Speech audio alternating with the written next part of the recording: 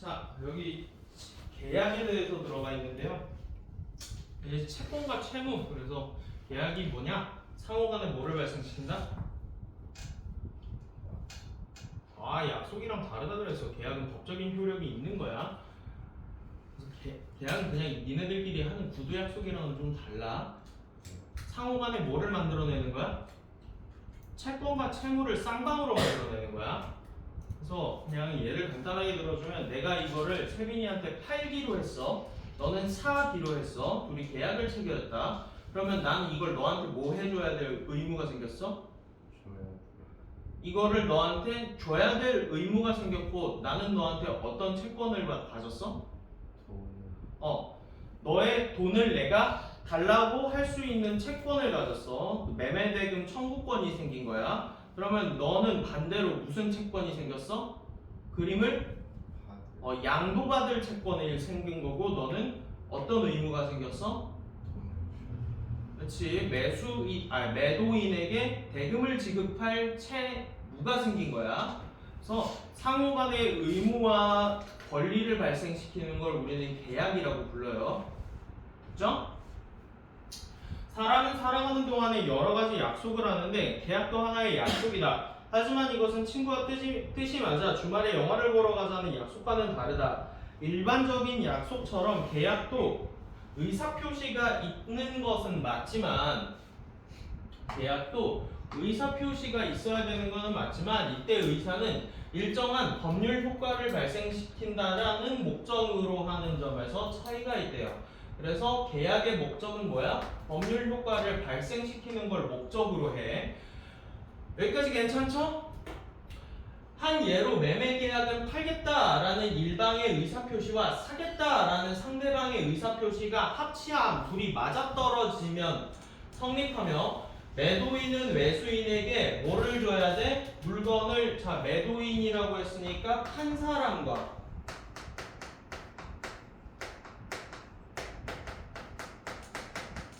산 사람인데 판 사람은 목적물 그럼 여기서 이제 아까 전에 했었던 요런 게 목적물이 되겠네. 요 목적물을 양도해야 될 나는 의무가 생긴 거고 너는 대금을 지급해야 될 의무가 생긴 거고. 자, 소유권을 이전하여야 할 의무를 짐과 동시에 매매대금의 지급을 청구할 수 있는 권리를 가진다. 여기까지 괜찮아요? 당연한 얘기니까 괜찮죠? 여기까지 판 사람 산 사람이라고 하면은 그냥 별 얘기 없잖아요. 반대로 매수인은 매도인에게 당연히 뭐를 줘야 돼? 대금을 지급해줘야 될 뭐가 생겼어? 채무가 생겼어요. 지급할 의무가 있고 소유권의 이전을 청구할 권리를 가져. 물건을 받을 권리를 가져. 양 당사자는 서로 권리를 행사하고 서로 의무를 이행하는 관계에 놓이는 거다라고 했어요. 그러면 계약을 정리해서 얘기해 보세요.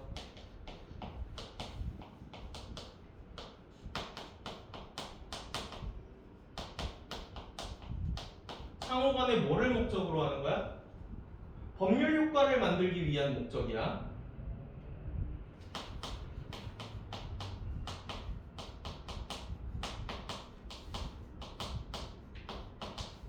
그러면 어떤 법률 효과를 만들고 싶은 건데?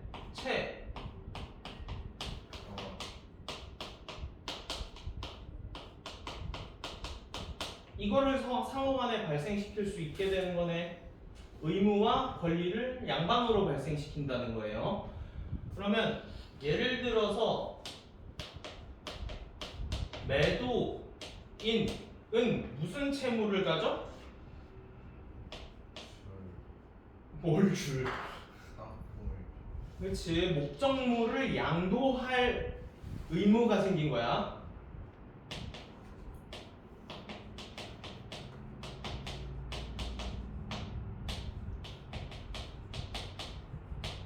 어떤 권리가 생겨?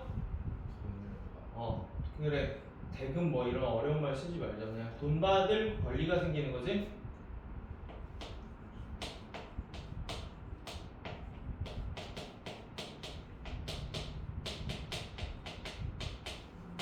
권리가 생기는 거예요. 그럼 반대로 매수인은 이거 반대로 쓰면 되겠네.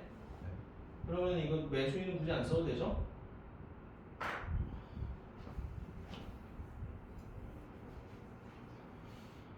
자, 양 당사자는 서로 권리를 행사하고 의무를 이행하는 관계에 놓인대요.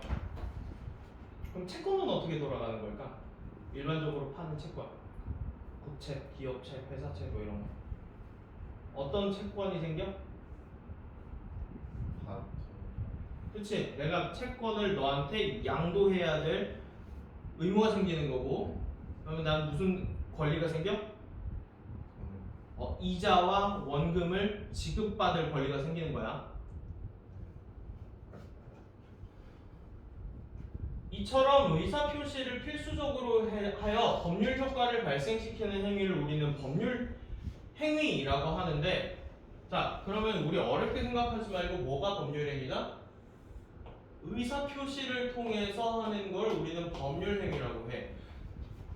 자, 그래서 법률 효과를 발생시키기 위한 상호 간의 의사표시를 우리는 법률 행위라고 하겠네. 또 법률 효과를 목적으로 하는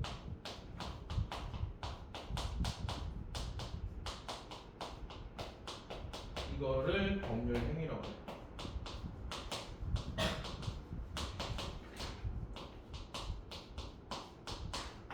여기까지 괜찮아요? 넘어가도 돼요? 네, 넘어갈게요. 그래서 계약은 법률 행위의 일종으로 당사자에게 일정한 청구권과 이행 의무를 발생시킵니다. 이거 앞에서 한 말이랑 그냥 그대로 들어가는 거네. 윗문단이랑 똑같은 얘기니까 여기는 쓱 읽고 넘어가도 되겠죠? 청구권을 내용으로 하는 권리가 채권이고 그에 따라 이행을 해야 할 의무를 우리는 채무라고 부를 거예요. 이제 따라서 채권과 채무는 발생한 법률 효과가 동전의 양면처럼 서로 다른 방향에서 파악되는 것이라고 할 수 있다. 그러니까 이거 굳이 쓴 김에 나도 그냥 쓸게요. 좀 매수인은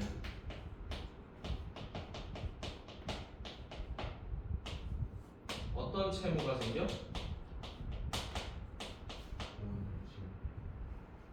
그렇죠. 그래서 돈 지급이고요. 채권이 생겨요. 물건을 양도받을 채권이 생겨요.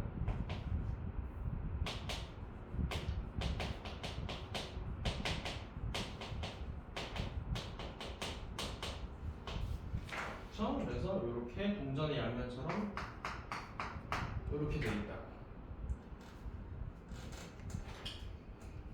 됐죠? 채무자가 채무의 내용대로 이행해서 채권을 소멸시키는 걸 변제라고 한대.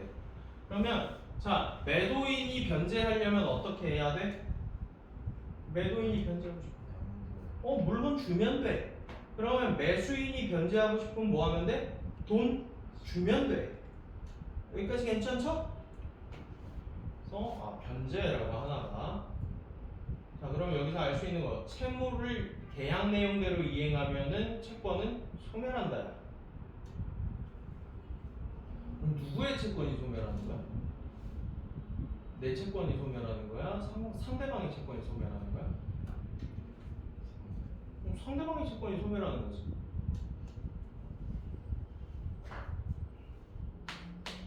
그래서 계약의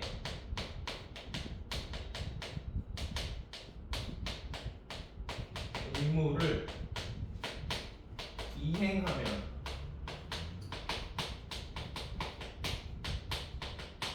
상대의 채권이 소멸하는구나. 이걸 우리는 변제라고 부르는구나.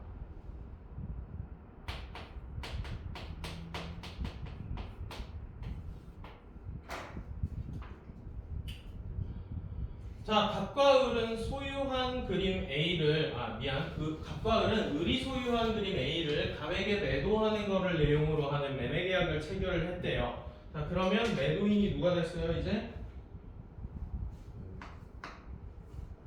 을이 매도인이지? 그럼 매수인이 누구예요? 갑이 매수인이네. 을의 채무는 그림 A의 소유권을 갑에게 이전하는 것이다. 네, 그림이죠 이제. 그림 A를 주는 게 됐어요. 목적물이 그림 A야.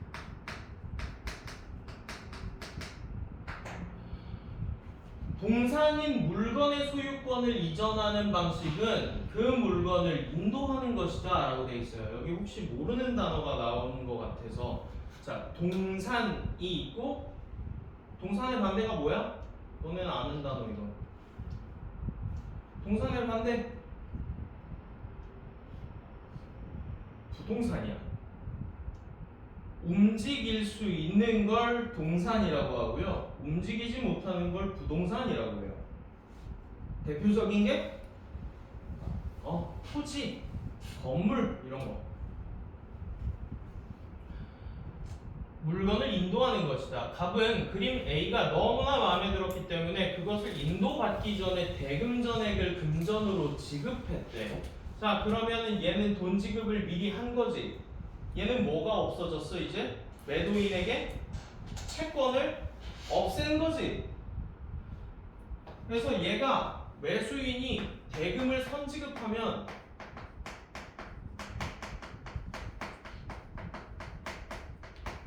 그러면 계약 내용대로 뭐를 이행했어? 채무를 이행했기 때문에 얘 채권이 상실되는 뭐가 생긴, 뭘 한 거야 얘는? 변제를 변제를 한 거야. 선지급으로 변제를 한 거지. 그래서 변제를 했어. 자, 이제 뭐만 남았어? 매도인의 채무 이행만 남은 거네. 됐어요? 자, 그런데 갑이 아무리 그림 A를 넘겨달라고 청구했대. 자, 청구했다라는 건 요청했다라는 건데 뭐를 갖고 있기 때문에 요청할 수 있는 거야? 권리를 가지고 있기 때문에. 그렇지. 권리를 갖고 있기 때문에 요청을 할 수 있는 거야. 자꾸 달라고 하는데 을이 안 줬어. 누구 잘못이니? 을의 잘못이지. 그럼 이제 빚쟁이가 된 거야. 이제 얘가 빚쟁이가 된 거야. 이런 경우에 갑이 사적으로 물리력을 행사해서 해결하는 거는 엄격히 금지된대. 그러니까 뭐 하지 말라는 얘기야?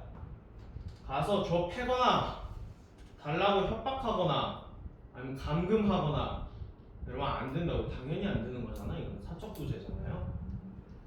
되겠어요? 채권의 내용은 민법과 같은 실체법에서 규정하고 있고 그것을 강제적으로 실현할 수 있도록 민사소송법이나 민사집행법 같은 절차법이 갖춰져 있대. 그러니까 사적 부재하지 말고 어디를 가라고? 이우연 일어나. 법원 가서 뭐 하는 거야? 소송것이다. 민사소송것이라고. 혼자서 하시려고 하지 마시고. 갑은, 자, 그래서 여기 소를 제기하여라고 되어 있는데 이게 무슨 말이에요? 소송 관련 얘기예요. 소송을 제기하여서 판결로서 자기가 가진 채권의 존재와 내용을 공적으로 확정받을 수가 있고, 나아가 법원에게 뭐를 해달라고 할 수도 있어? 강제로 저 물건을 뺏어서 나에게 달라고 할 수도 있다고. 강제집행은 국가가 물리적 실력을 행사하여, 그러니까 집에 이제 공무원들 와가지고 그 물건을 가지고 가겠다는 얘기예요. 행사하여 채무자의 의사에 구애받지 않고 채무 내용을 실행시켜 채권이 실현되도록 하는 제도래. 자, 그러면은 지금 을이 물건을 안 줬죠. 그러면 뭐를 뺏어가겠다는 얘기예요? 국가가 을의 그림을 뺏어가가지고 누구한테 넘겨주겠다? 갑에게 넘겨주겠대. 그러니까 이 사이를 니네들끼리 사적으로 하지 말고 이 사이에 누가 들어와서 하면 된다고? 국가가 이렇게 들어와서 해주라고. 민법으로 정해져 있으니까 혼자서 하려고 하지 마시고. 그러니까 뭐 용역 깡패를 고용한다던가 이런 거 하지 마시고 그냥 국가한테 정당한 소송을 거셔라. 을이 그림 A를 넘겨주지 않은 이유는 갑으로부터 매매 대금을 받은 뒤에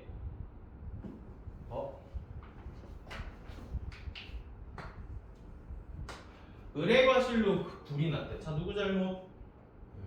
을의 잘못이네. 그러면 권리를 누구한테 줘야 될까? 잘못한 애한테 줘야 돼? 잘못 안 한 애한테 줘야 돼? 잘못 안 한 애한테 특정한 권리를 추가로 부여를 해줄 수 있겠네. 근데 없는 거 주라고는 할 수가 없겠다. 그러면 이제 뭐가 바뀔까? 갑의 채권이 목적물을 양도할 수 없는 상황이 됐기 때문에 목적물에 상당하는 금액을 다시 받으면 되겠네. 그럼 우리는 그거를 뭐라고 부른다고? 뒤에 보시면 원상, 회복, 청구권이라고 부른다고. 별로 안 어렵죠? 하다 보니까. 자, 그러면 이거는 그냥 혹시 많이 헷갈릴까봐 맨날 손해배상, 손해배상이라는 얘기는 많이 들어봤을 것 같아서 손해배상 원상 회복 같은 거야 다른 거야? 다른 거야 이건. 다른 거야 이거랑 이거는. 자, 원상 회복 청구권이랑 손해배상 청구권은 달라. 어떻게 다른 거냐면 자, 원상 회복 청구권이면 어디로 돌아가자는 얘기야? 계약 체결 이전으로 다시 돌아가자는 얘기지. 그러면 내가 이미 돈을 넘겨줬으면 나는 그 뭐만 받으면 돼? 돈만 받으면 되지. 그러면 내가 원래 줬었던 만큼의 금액을 다시 받으면 되는 거지. 자, 근데 뭐 들어갔어? 시간 들어갔지. 시간을 누가 손해본 거야? 이분이 손해보셨죠. 그럼 여기서부터는 시간을 손해봤기 때문에 시간에 따른 돈을 추가 지급해줘야 되는 거는 이걸까 이걸까? 그건 이거야. 계약 체결 이전으로 돌리자는 것과 손해에 대한 책임을 물어라 라는 것은 다른 얘기라고. 은솔아 이해가 잘 안 돼? 어디서부터 이해가 안 돼? 아, 괜찮아? 아, 머리 쓰고 있는 중임? 오케이. 자, 여기까지 쫓아와요? 이제 넘어가도 되죠? 헷갈리지 마세요. 이건 다른 겁니다. 결국 채무는 이행불능이 되었대. 소송을 하더라도 불능의 내용을 이행하라는 판결은 나올 수가 없어. 왜? 야, 아무리 법이 엄격하다고 하더라도 없어진 거 시간 타임머신 타고 뒤로 가서 갖고 와. 이거 돼 안 돼? 안 되잖아. 이거 말이 안 되잖아. 불가능한 일이잖아. 그러니까 그림 A의 소실이 계약 체결 전이었다면 그 계약은 실현 불가능한 내용을 담고 있기 때문에 없어진 거 다시 만들어 와. 안 되지?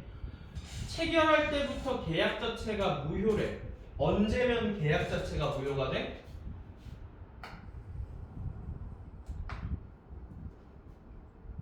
계약 체결 전에 계약 체결 전에 뭐가 없어졌으면?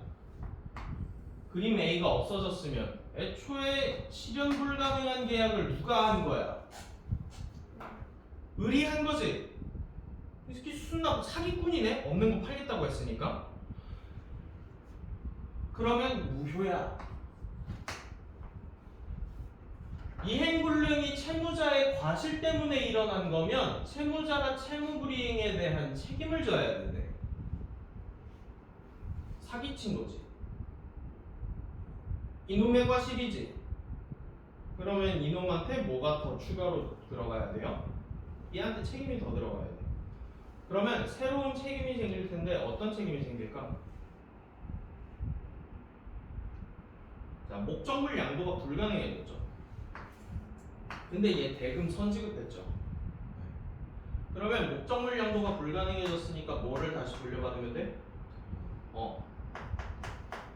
선지급금을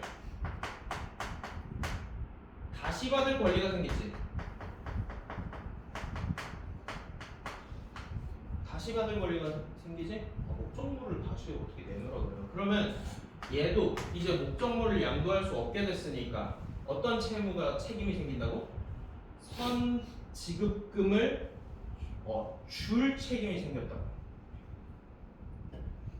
괜춘?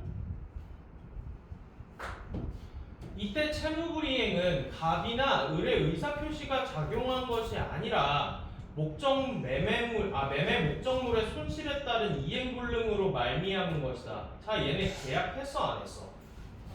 안 했지.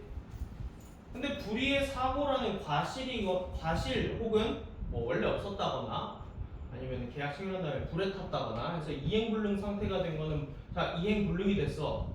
이거 계약 아니지? 그러면 답 1번 문제 답 3번 일 수밖에 없거든? 법률 행위가 없으면 법률 효과가 발생하지 않는다가 1번인데, 자,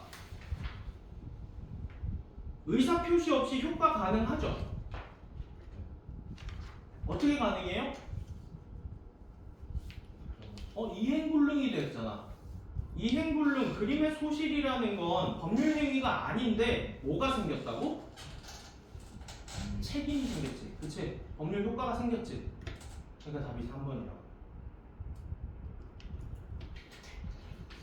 의사표시 없이도 법률 행위가 성립할 수 있습니다. 법률 효과가 성립할 수 있어요.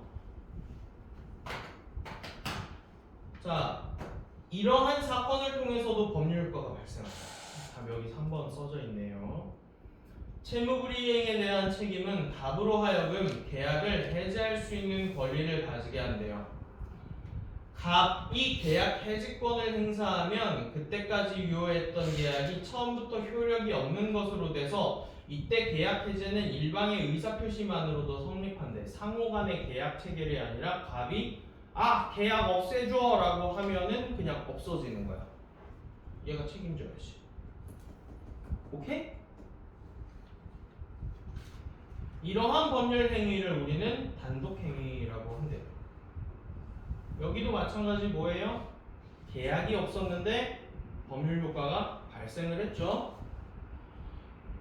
갑은 계약을 해제하였다. 이로써 그 계약으로 발생한 채권과 채무는 다 없었던 일이 돼. 당연히 계약의 양 당사자는 자신의 채무를 이행할 필요가 없어지는데, 이미 만약에 이행된 게 있다면, 선지급금이 있다면 계약이 체결되기 전의 상태로 다시 다 원상복구 시켜놔야 돼. 계약 해제로 갑은 원상회복 청구권을 행사할 수 있으며, 이러한 갑의 채권은 결국 을에게 매매대금을 반환해달라고 청구할 수 있는 권리가 된대요. 여기까지 이해 안 되시는 거 있나요? 천천히 했는데 괜찮죠? 문제 가서 볼게요.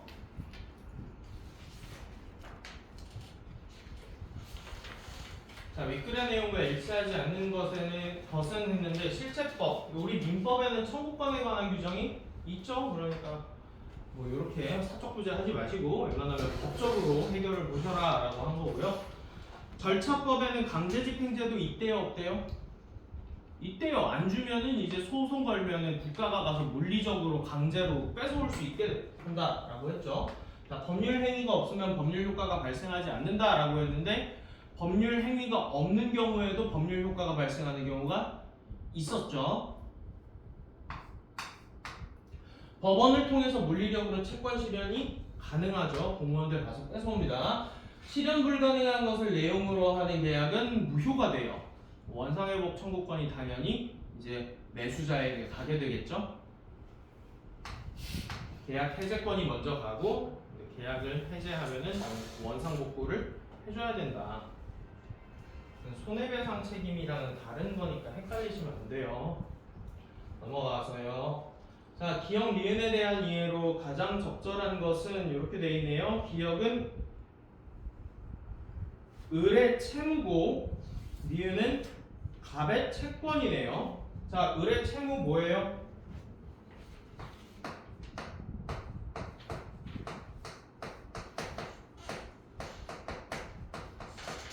목적물 어떻게 해줘야 돼? 네, 목적물을 양도하는 게 채무죠.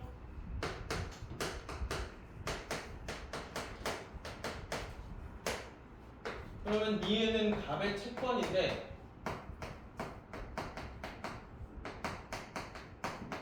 니은이 있는 부분이 보시면 맨 뒤에 들어가 있는 갑의 채권이에요. 맨 뒤에 들어가 있는 갑의 채권이에요. 그러면 뭐에 대한 채권이야? 그렇지. 선지급금을 원상복구받을 채권이지. 줄여 쓸게요.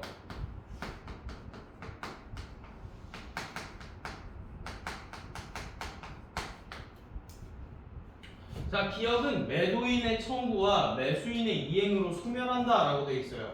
자, 뭐가 바뀐 것 같지 않아요? 매수인의 청구와 매도인의 이행으로 의뢰 채무가 없어져야 되는 거 아니야? 그래서 여기가 바뀌었죠 지금. 여기가 이렇게 바뀐 거 보이시죠? 안 되고요. 그 다음에 니은은 채권자와 채무자의 의사표시가 작용하여 성립한 것이다 라고 되어 있는데 갑의 원상회복 청구권이에요. 그럼 원상회복 청구권이 뭐에 따라서 온 거야? 갑의 계약해지권이 발동했기 때문인데 갑의 계약해지권은 상호 간의 합의가 필요해? 갑의 의사표시로만 가능해? 갑의 의사표시로 그냥 바로 가능한 거야. 그러니까 채권자와 채무자의 의사표시가 아니라 채권자의 의사표시가 작용해서 성립한 거지. 자, 기업과 니은은 기업이 이행되면 결과로 니은이 소멸하는 관계이다 라고 되어 있는데 갑의 채권은 이게 안 되죠.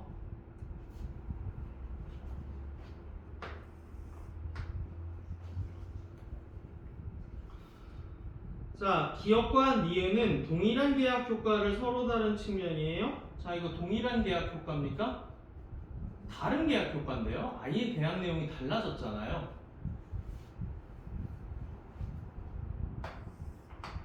기업은 물건을 인도할 의무가 있고 목적물을 양도할 의무가 있고 니은은 금전 지급을 요구할 수 있는 권리를 가진다. 문제 없죠? 5번입니다.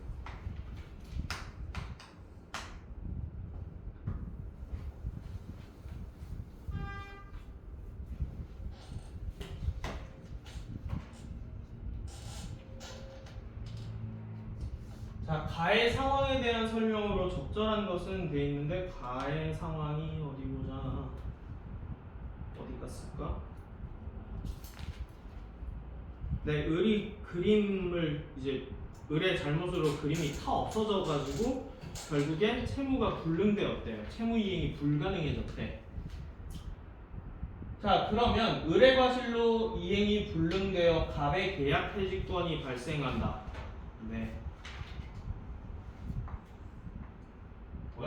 뭐야? 적절한 거네? 1번하고 끝났네요. 자, 갑은 소를 제기해야 목적이 된 재산권 이전받을 수 있어요? 목적물 받을 수 있어 없어? 이거 죽었다 깨나도 못 받을걸? 이미 타버렸는데 그걸 어떻게 받아? 갑은 원상회복 청구권을 행사해야 그림 A의 소유권을 회복할 수 있다 돼 있는데 이거 해도 이거 받아요 못 받아요? 못 받아요. 갑과 을은 애초부터 실현 불가능한 계약 내용을 체결했어요? 아니요. 원래는 있었는데 을이 잘못해서 불타버렸대요. 그 다음 을이 갑에게 그림 A를 인도하는 것은 불가능해졌지만 을은 채무 불이행에 대한 책임을 지지 않는다. 근데 져요 안 져요? 져요. 어떤 채무가 생겨요? 받은 돈 토해내야 되는 의무가 생기죠. 책임이 그겁니다. 여러분은 책임을 집니다.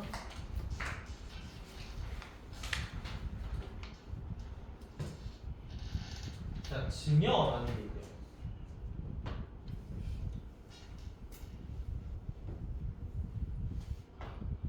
적절하지 않은 걸 골라보라고 하네요. 증여는 당사자 일방이 당사자 일방이라고 했으면 쌍방입니다.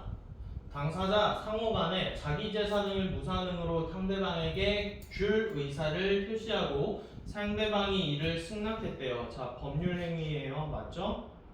법률 행위가 들어갔죠? 그냥 줄게 하고 끝나는 게 아니라 받을게까지 들어가야 된다는 얘기야. 증여자만 근데 뭐가 생겨? 주는 놈만 의무를 진다는 점이야. 그러면 달라고 요구할 채권은 없는 거야. 맞지?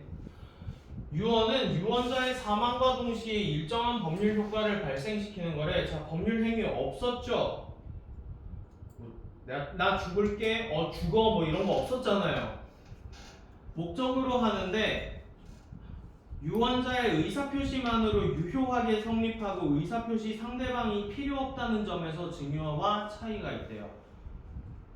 받을게가 필요 없이 그냥 줄게 하고 죽으면 자동으로 효력이 생기게 되는. 자, 증여, 유언, 매매 모두 법률 행위로서 의사표시를 요소로 한다. 자, 의사표시 자체는 다 있어요. 줄게는 어디든지 다 있습니다. 증여와 유언은 법률 효과를 발생시키려는 목적이 있다는 점에서 공통된다. 자, 전부 다 법률 효과를 발생시키는 것을 목적으로 하는 건 맞죠? 심지어 증여는 뭐였어요? 계약이에요? 계약이 아니에요? 증여는 계약입니다. 자, 증여는 변제의 의무를 발생시키지 않는다는 점에서 매매와 차이가 있다라고 했는데, 자, 의무가 없다라는 얘기죠. 이러면 증여의 의무 있어요, 없어요? 누가 져요? 네, 주는 놈이 져요. 아이고. 발생시키지 않아요? 발생해요? 네, 발생합니다.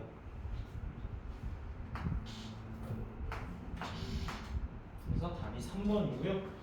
증여는 당사자 일방이 이행한다는 당사자 일방만이 이행한다는 점에서 양 당사자가 서로 이행하는 관계를 가지는 매매와는 차이가 있다. 받을 놈에게는 채무가 없죠. 줄 놈에게만 채무가 있는 거죠. 차이가 있죠. 그러니까 증여는 양 당사자의 의사 표시가 서로 합치하여 성립한다는 점에서 줄게, 받을게 합치했죠? 의사 표시의 합치가 필요 없는 유언과는 차이가 있다. 나 죽으면 쟤한테 다 주는 걸로 그냥 끝나는 거죠. 그러면 쌍방의 의사 표시는 필요가 없는 유언과는 차이가 있다. 문제 없죠? 자, 그래서 5번. 자, 판결이 나오답니다. 그러면 결과가 나왔다는 얘기랑 같은 말이잖아요. 답이 1번밖에 될 게 없어요. 이건 태도에 대한 얘기. 그래서 이 문맥적인 판단은 앞뒤 보시고 제일 비슷한 거 고르시면은 잘 안 틀립니다. 자, 여기까지 해서 19년도 수능 계약